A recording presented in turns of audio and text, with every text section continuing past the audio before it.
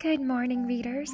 Today is Friday, April 2nd, and you're listening to First Chapter Fridays, presented by the Baker Free Library. My name is Juliana, and I am the library's Youth Services librarian. Welcome to this week's program. To skip this introduction, please jump ahead to the next segment. Every Friday, I'll be sharing the first chapter of a middle grade book with you. Middle grade books are designed for readers aged 8 to 12, but they can be enjoyed by readers of every age. We hope that this program will introduce you to authors and titles you've never read or considered before. If you like today's chapter, you can place a reserve on the featured book using the library's catalog, or by calling the library at 224-7113. If you'd like something to do while you listen, head to the library's website, BoBakerFreeLibrary.org. On the For Kids page, listed under Events and Programs, you'll find a link to an active listening worksheet that you can download and print. While you're listening today, jot down any thoughts, questions, or ideas you have about the story. You can also doodle, pick up your room, build with Legos, or work on a craft project while you listen. All right, readers, let's jump into today's story.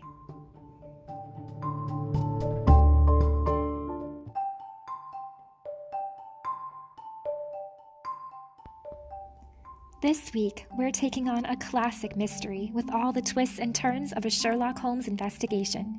If you like to solve puzzles and assemble clues, you'll love Ellen Raskin's Newbery Award-winning book, The Westing Game.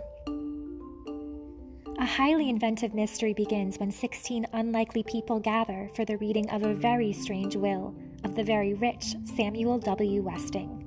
They could become millionaires, depending on how they play the game.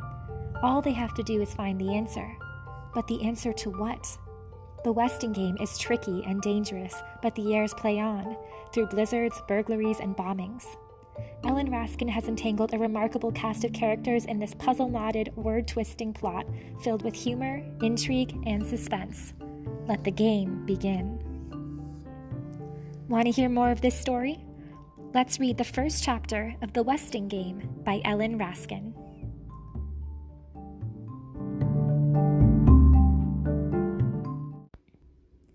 Chapter 1. Sunset Towers. The sun sets in the west, just about everyone knows that, but Sunset Towers faced east. Strange. Sunset Towers faced east and had no towers. This glittery, glassy apartment house stood alone on the Lake Michigan shore, 5 stories high. 5 empty stories high. Then one day, it happened to be the 4th of July, a most uncommon-looking delivery boy rode around town slipping letters under the doors of the chosen tenants-to-be. The letters were signed Barney Northrup. The delivery boy was 62 years old, and there was no such person as Barney Northrup.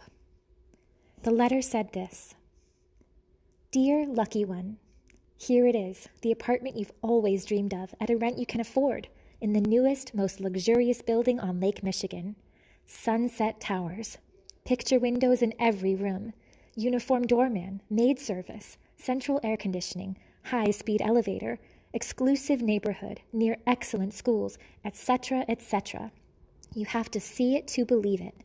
But these unbelievably elegant apartments will be shown by appointment only, so hurry, there are only a few left.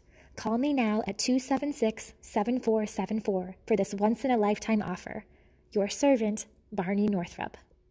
P.S. I am also renting ideal space for doctor's office in lobby, coffee shop with entrance from parking lot, high-class restaurant on entire top floor. 6 letters were delivered, just 6. 6 appointments were made, and one by one, family by family, talk, talk, talk, Barney Northrup led the tours around and about Sunset Towers. Take a look at all that glass, one-way glass, Barney Northrup said. You can see out, nobody can see in. Looking up, the Wexlers, the first appointment of the day, were blinded by the blast of morning sun that flashed off the face of the building. See those chandeliers? Crystal, Barney Northrup said, slicking his black mustache and straightening his hand-painted tie in the lobby's mirrored wall. How about this carpeting, 3 inches thick? Gorgeous, Mrs. Wexler replied, clutching her husband's arm as her high heels wobbled in the deep plush pile. She, too, managed an approving glance in the mirror before the elevator door opened. "You're really in luck," Barney Northrop said. "There's only one apartment left, but you'll love it. It was meant for you." He flung open the door to 3D. "Now, is that breathtaking or is that breathtaking?" Mrs. Wexler gasped. It was breathtaking, all right. 2 walls of the living room were floor-to-ceiling glass. Following Barney Northrop's lead, she oohed and awed her joyous way through the entire apartment. Her trailing husband was less enthusiastic. "What's this, a bedroom or a closet?" Jake Wexler asked, peering into the last room. "It's a bedroom, of course," his wife replied. "It looks like a closet." "Oh, Jake, this apartment is perfect for us, just perfect," Grace Wexler argued in a whining coo. The 3rd bedroom was a trifle small, but it would do just fine for Turtle. "And think what it means having your office in the lobby, Jake. No more driving to and from work, no more mowing the lawn or shoveling snow." "Let me remind you," Barney Northrop said, "the rent here is cheaper than what your old house costs in upkeep." How would he know that? Jake wondered. Grace stood before the front window where, beyond the road, beyond the trees, Lake Michigan lay calm and glistening. A lake view. Just wait until those so-called friends of hers with their classy houses see this place. The furniture would have to be reupholstered. No, she'd buy new furniture, beige velvet, and she'd have stationery made, blue with a decal edge, her name and fancy address in swirling type across the top, Grace Windsor Wexler, Sunset Towers on the lake shore. Not every tenant-to-be was quite as overjoyed as Grace Windsor Wexler. Arriving in the late afternoon, Sidel Pulaski looked up and saw only the dim, warped reflections of treetops and drifting clouds in the glass face of Sunset Towers. "You're really in luck," Barney Northrop said for the 6th and last time. "There's only one apartment left, but you'll love it. It was meant for you." He flung open the door to a 1-bedroom apartment in the rear. "Now, is that breathtaking or is that breathtaking?"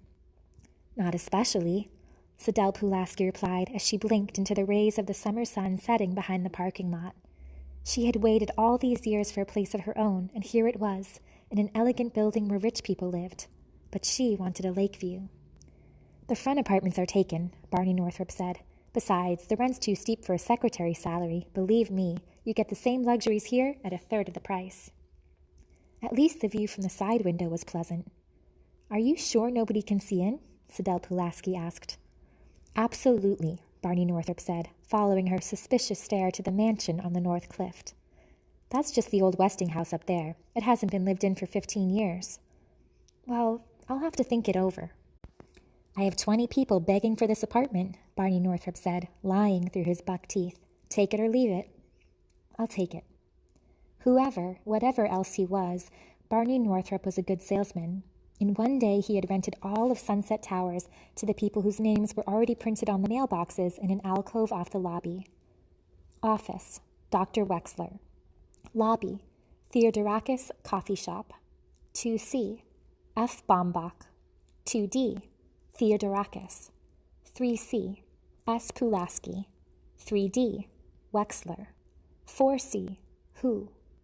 4D, J.J. Ford. 5. Shin Hu's Restaurant. Who were these people, these specially selected tenants? They were mothers and fathers and children, a dressmaker, a secretary, an inventor, a doctor, a judge.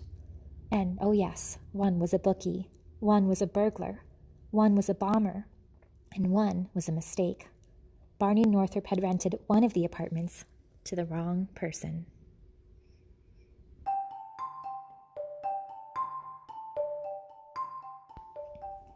And that's where we'll stop for today, readers.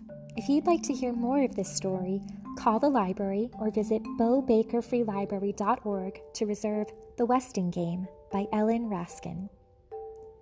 If you like this story, you might enjoy these other middle grade books featuring clever detectives with mysteries to unravel.